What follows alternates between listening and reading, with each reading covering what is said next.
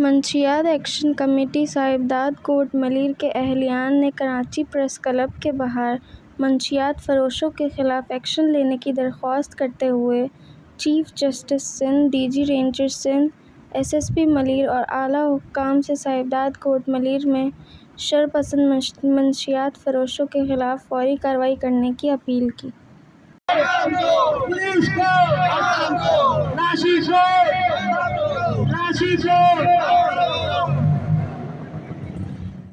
سکندر علی ہے، میرا تعلق صاحبزاد کوٹ سے ہے۔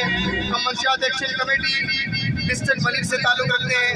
ہم پچھلے 3 سال سے منشیات فروشوں کے لت میں مبتلا ہے۔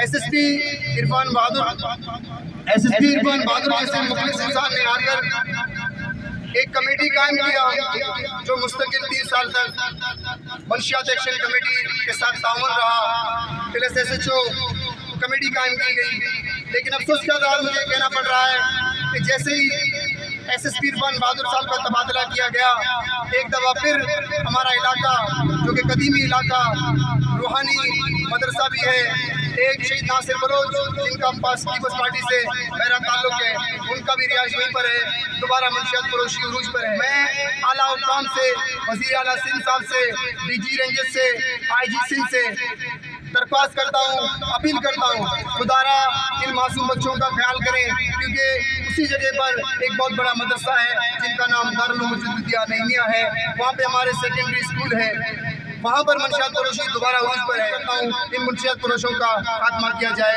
بہت بہت شکریہ۔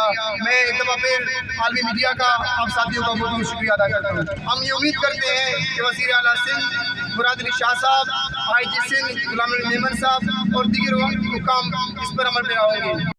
Don't forget to like, comment and subscribe.